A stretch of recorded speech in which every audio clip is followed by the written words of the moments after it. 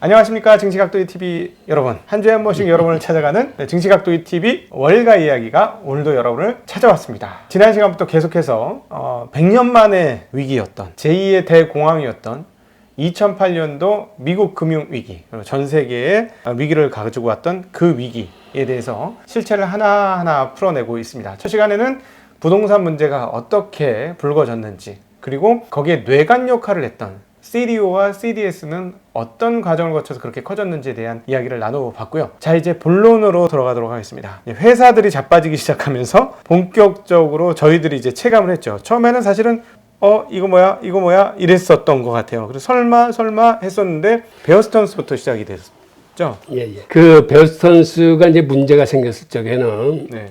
연준이나 재무부가 이거를 방치해서는 안 되겠다 생각해서 이걸 살리기로 결정을 합니다. 네. 그래서 연준으로 하여금 300억 달러를 구조조정 자금으로 지원을 하게 해요. 근데 사실은 연준은 투자은행하고 관계가 없어. 연준은 그렇죠. 사실은 상업은행들의 대부지, 네. 투자은행은 증권관리감독위원회에서 감독하는 이런 대상이기 때문에 상관이 없음에도 불구하고 사태가 심각해지니까 연준이 지원을 하면서 그거를 JP모건한테 넘겨요. 잠시 여기서 이제 모르시는 분들을 위해서 상업은행과 투자은행에 대해서 구분하고 넘어가겠습니다.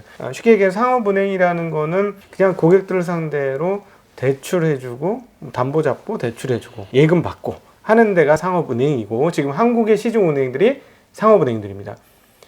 투자은행이라고 하면 자기 돈 가지고 물건을 만들어서 팔기도 하고 사기도 하고 딜링도 하고 트레이딩도 하는, 쉽게 얘기하면 한국의 증권회사들 또는 운용사들 이런 것들을 섞어놓은 게 투자은행이라고 할 수가 있겠죠. 맞아요. 그리고 그거를 JP모건한테 이제 넘깁니다. 그래서 당시 주당 2달러인가 아주 헐값에 넘어가요. 근데 그거를 JP모건이 헐값에 받았다기보다는 연준이 상황이 급하니까 일종의 떠넘겼다고도 볼 수 있어요. 네. 그거를 넘기면서 JP모건이 워싱턴 뮤추얼인가 이것도 이제 같이 부동산 회사. 그 통해 JP모건이 이제 굉장히 커지죠. 그 당시 이제 대형화, 합병화하고 이럴 당시인데, 그리고 그 후에 언론한테 심하게 두들겨 맞습니다. 연준하고 재무부가 이거는 자본주의의 종말이다. 시장 경제대로 가서 파산할 기업을 파산을 시켜야지. 그거를 구제금융을 쏟아붓고 떠넘기고 안 되는 건 이건 문제가 크다. 라고 이제 두들겨 맞고 나서 연준하고 재무부가 굉장히 이제 뼈 아파했어요. 그래서 보여줘야 되겠다. 무슨 얘기냐면 앞으로는 시장 경제대로 원칙대로 가는 거야 하면서 리먼 브라더스 사태가 터지는 거예요. 4대 투자은행이야. 그런데 브라더스는 베어스턴스하고는 또 체급이 다른 친구야, 이 친구는. 그러니까 그때는 연준과 재무부가 사실 사태의 심각성을 잘 몰랐던 거야. 리먼 브라더스를 파산시키면은 그 파장이 어느 정도 되는지 알았으면 그렇게 못했어요.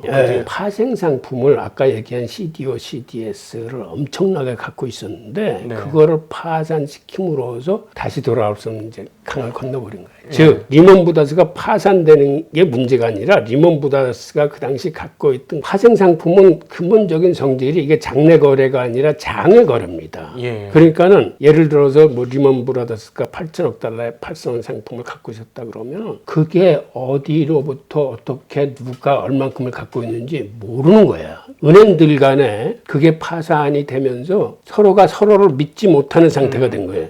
저 은행이 얼마만큼의 부실 채권을 갖고 있는지를 서로 알 수 없게 되니까 돈의 융통이 딱 끊어지면서 신용경색이 오는 거예요. 네, 잠시 또 설명을 드리면, 이제 금융 초보자들을 위해서 장내 거래를 아주 쉽게 말씀을 드리면, 주식 거래하는 시장 있잖아요. 그게 장내 거래예요. 이렇게 판이 깔려 있는 시장 다 보이잖아요. 뭐가 어떻게 되는지. 근데 예를 들어서 이 뒤쪽에서 은행과 은행 간에 너 이거 줘. 많은 채권 거래가 상당히 우리나라에서 그렇게 이루어지는데, 줘 말어 이렇게 해서 왔다 갔다 하는 거, 여기에 안 잡히는 그 외의 시장을 장외시장이라고 하는데, 이 장외시장 규모가 엄청나게 컸던 거죠. 그리고 거기는 이제 규모와 상관없이 누가 얼만큼의 부실을 갖고 있는지 모르게 되니까는 순식간에 딱 지는 거예요. 그러니까 서로 보여지는 판때기 없이 각자 장부에만 들고 있는 거니까. 그러니까 지금도 연준이 CLO를 겁내는 게 바로 그거예요. 그 CLO가 물량이 많아서가 아니라 CLO에서 문제가 터지면은 누가 그거를 얼만큼 갖고 있는지 모르기 때문에 신용경색이 닥치는 거예요. 그러니까 신용경색은 금융위보다 더 무서운 거예요. 아주 피가 흐르지 않아. 그러니까 돈이 융통이 안 돼. 그러니까 리먼 브라더스의 파산이 그걸 가져온 건데, 네. 그러니까 그 당시에는 연준이나 재무부가 그 파장을 미처 몰랐던 거예요. 한마디로 계산을 못했던 거예요. 네. 예. 네. 그러니까 언론이나 이런 데서 하도 깨지다 보니까 아 그래 원칙대로 해라고 해서 파산시킨 게 차라리 베어스턴스를 먼저 파산시켰으면 좀 네. 낫을 거예요. 예. 근데 리먼 브라더스가 파산되면서는 그 직감당을 이제 할 수가 없는 처지에 이제 빠진 거죠. 그 당시 이제 CDS 약정 거래가 62조 달러가 돼서 세계 GDP보다도 많고 그런 상황에서 이제 금융위기가 닥쳤는데 이거를 미국 정부가 해결을 하려고 몇 가지 시도를 했는데 결국 그게 월가의 탐욕에 막혀가지고 하나도 관통된 게 없어요. 그러니까 한마디로 미국 정부의 리더십이 월가를 끌어가지 못하고 월가에 끌려다녔어요. 그러니까 그 당시 어떤 일이 있었냐면 처음에는 프랭클린 루즈벨트 대통령이 했던 식으로 그 프랭클린 루즈벨트 대통령은 부수 채권들을 모아서 패드뱅크를 만들어서 그거를 일시에 해소하지 않았습니까? 예.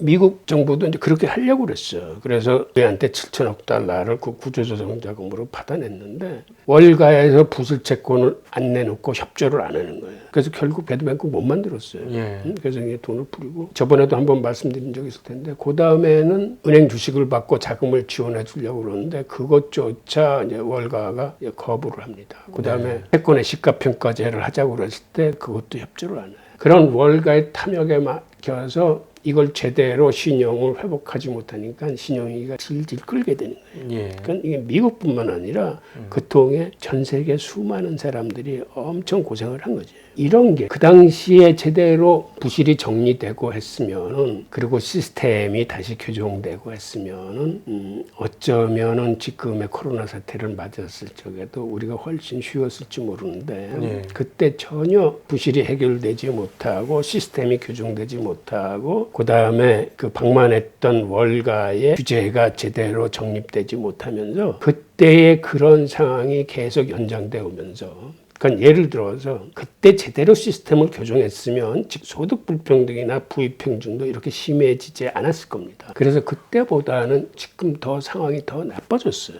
소득 불평등도 더 커졌고 지금은 뭐 상위 1%가 전체 소득의 한 80%를 가져가는 이런 자본소득에. 예, 됐고 그 다음에 상위 1%가 미국 같은 경우 전체 부의 40% 네. 소유하고 하위 50%는 거의 재산을 갖고 있지 못해. 전체 부의 한 1.4%뿐이었기 때문에 이렇게 코로나 사태가 딱 터지니까 어떤 문제가 터지냐면 여태까지 경험해 보지 못했던 여태까지는 있는 사람들을 위한 금융 자본주의였다면 문제가 탁 터지고 보니까 하위 50%는 전혀 갖고 있는 재산이 많지 않기 때문에 임대료 체납되고 모기지 연체되고 이러한 기본소득이나 어떤 실업급여나 이런 걸 쏴주지 못하면 전혀 지탱을 하지 못하고 밑에서부터 파산이나 부도가 늘어나서 이거를 재정으로 제대로 뒷받침하지 못하면 사회가 무너지게 생긴 이런 형국입니다. 네. 그런데 연준의 통화정책이나 그 양적 완화로는 지금 시스템은 국민의 50%를 차지하는 저소득층을 지원할 수 있는 방법이 없어요. 그러니까 이제는 자본주의의 틀이 좀 바뀌기 시작하는 거예요. 그러니까 통화주도권도 재무부가 연준으로부터 가져오고 재정을 통해서 그 개인들한테 자금을 싸줘가지고 그들이 최소한의 어려움에서 지탱할 수 있도록 지금 받쳐주는 거거든. 그러니까 이번 코로나 사태가 터지면서 미국 정부가 모기지 연체도 지금 1년 연장을 해주고 임대료 체납도 주인들이 쫓아낼 수 없게끔 이렇게 지금 해주고 해서 이제 거의 1년이 됐는데 이게 이제 1월 말에 끝나면은 이거를 연장해든지 새로운 대책을 내놔야 돼요. 그래서 지금은 2008년도 글로벌 금융위 때 이거를 제대로 개혁을 했으면은 훨씬 문제를 지금 그 수월하게 풀 수 있는 거를 이게 연장성산으로 오면서 더 악화됐기 때문에 이제는 통화정책으로 이거를 해결할 수 없으니까 재정에 매달리게 된 거고 앞으로도 이 재정이 미국뿐만 아니라 다른 나라들도 재정을 통해서 밑에 저소득층을 받쳐주지 않으면은 자본주의는 지금 버텨내지 못하는 상황까지 와 있는 거죠. 네. 근데 이제 리만 때로 한번 다시 생각을 해보면 리만 때 그 부실 규모가 어마어마했었죠. 아까 말씀하셨던 CDS 62조의 상당 부분이 제대로 효과를 발휘를 못하고 있었던 건데, 그 보험회사들, AIG나 이런 회사들도 CDS를 들고 있다만 상황 아니었습니까? 맞아요. 당시 CDS를 판매한 게 AIG가 가장 컸고, 그 다음에 네. 헤지펀드들이 여기에 가담해서 헤지펀드들이 CDS를 팔기 시작했고, 그 당시에 이제 보증업체들, 보험업체들 이제 주로 이제 문제가 터졌는데, 그 중에서 이제 프레메디하고 프레디맥, 프레디맥, 페니맥, 페니맥. 네. 그것도 사실은 국영기업이었다가 민영화돼서 그런 문제가 생기니까 그걸 다시 구조조정 자금을 집어넣어주면서 이제 다시 국영화, 재국영화 됐었죠. 네, 맞아요. 국영화를 하면서. 그런데 사실은 그 채권 같은 게 굉장히 우량 채권이라고 그래서 우리나라 중앙은행이나 우리 은행들도 그거를 많이 갖고 있었어요. 맞아. 페니메이, 프레디맥. 그 다음에 CDO나 CDS도 그 당시는 한창 날리는 파생 상품이니까 우리 은행들도 많이 갖고 있었고, 그래도 우리는 그렇게 큰 금액은 아니었습니다. 다행히. 그런데 미국 사회는 아주 그 CDO, CDS 때문에 다 아작이 났어요.